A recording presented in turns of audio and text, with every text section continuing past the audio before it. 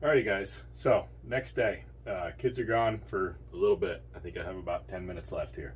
So I'm going to try to continue this test here. First off, we're back on grid. Turn that off. Okay, we're off grid now. I'm looking at this here. We're doing about just over 1 kW to the loads.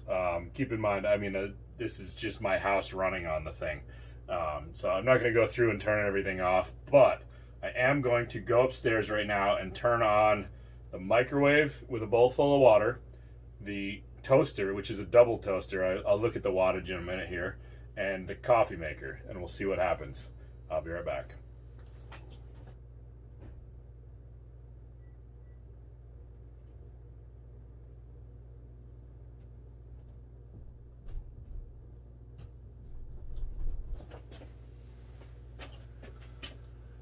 All right, so I see 5.4 kW, and we can see on here I have 3.2 on one leg and 2.1 on the other leg.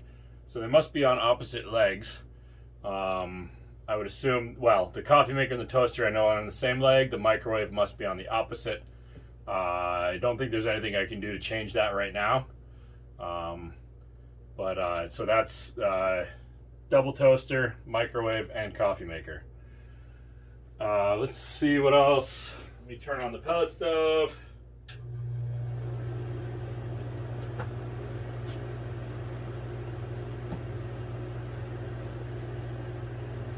Yeah, that about equaled out. Coffee maker must have turned off. All right, so I've turned those off. I'm gonna go upstairs now and turn on the air compressor.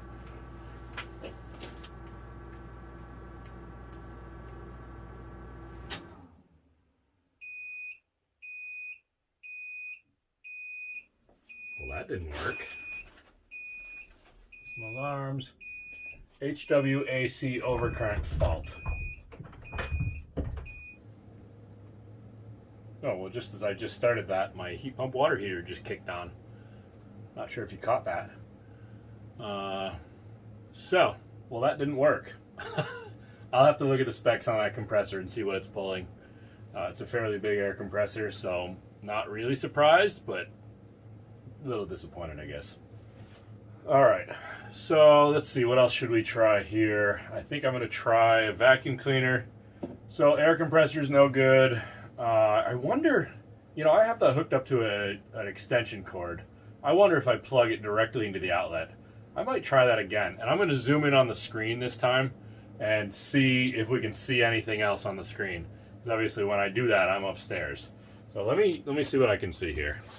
Actually, what I'm going to do is I'm going to turn off the garage sub panel, which is that breaker over there.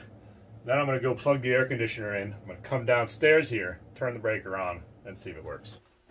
Okay, is it going to work? Let's see, what do we have on this leg here? We got 346 watts on one leg and 520 on the other. Maybe I'll go to that screen and see if we can see anything here. Oh. So that one jumped up to 26 amps before it shut off.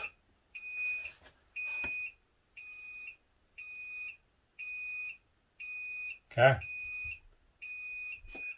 Well then.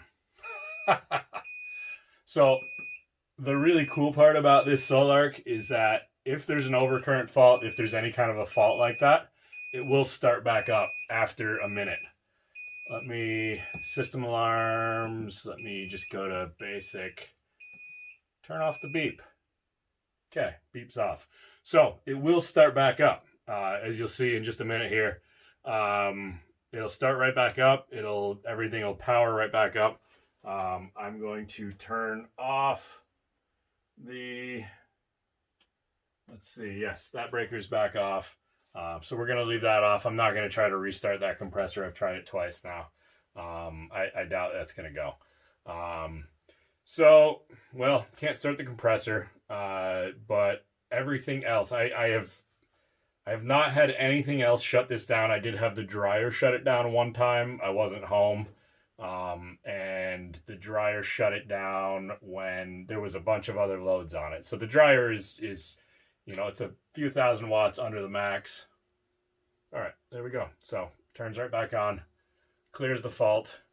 And I've worked with other inverters that don't clear that fault. They don't start back up again. They don't, you know, if it shuts off, you have to manually restart it, which is a pain in the butt, especially for customers. You know, I have to walk them through, you know, turn this breaker off, turn that breaker off, turn this breaker on, you know. May seem like an easy thing to some of you guys, but for me, talking customers through it in the middle of the night, it kind of sucks. So that's something I do really appreciate about this. Yeah, so that's that part. All right, so now that we're done with the things that I think will shut the thing off, I'm gonna start some laundry.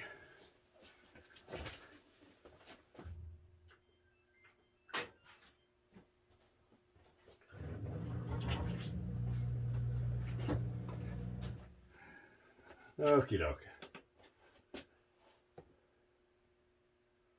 So washing machine's just starting up. Give it a minute to go. While we're at it, turn these back on.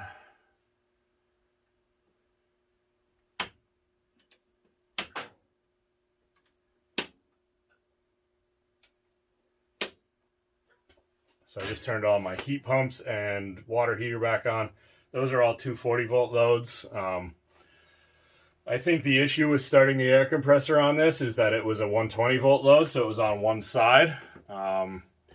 And we overloaded that. Let's see, system alarms, AC overcurrent fault. So I believe, let's see on the label here, this will do on one side 4,800 watts, 40 amps, line to neutral on one side, 9,000 continuous on line to line. So I would assume that the starting amperage for that that compressor was more than that. I don't have a meter. Well, I do have a meter that will measure it. I don't have it here. So trying to see right now if the lights start flickering at all when we're running the washing machine. I'll turn a vacuum on that I have here as well.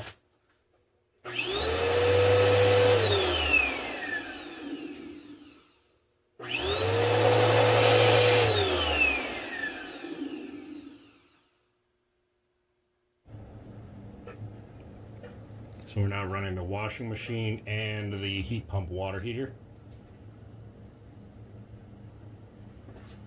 I'll turn the vacuum on one more time.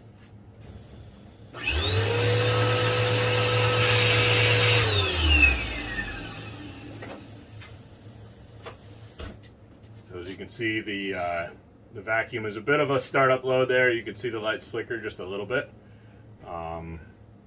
So far I haven't seen any flickering with the washing machine. This is a front loader type. I don't know the exact specs on it, but typical front loader washing machine. It's a GE. So now we're doing 2.7 kW. Alright, so washing machine is running. I haven't gone into a spin cycle yet, but I have not noticed any flickering of lights while the thing's running. We're at 3.9 kW right now. That's the heat pump water heater running. I have 3 different heat pumps in the house. I would assume a couple of them at least are on with that 3.9. We're at actually just over 4 kW now. So no noticeable difference in you know, lights or anything like that. Gonna have to stop this one here. We know the air compressor doesn't do it. Haven't done a chop saw yet. I've done the coffee maker, the toaster, the microwave.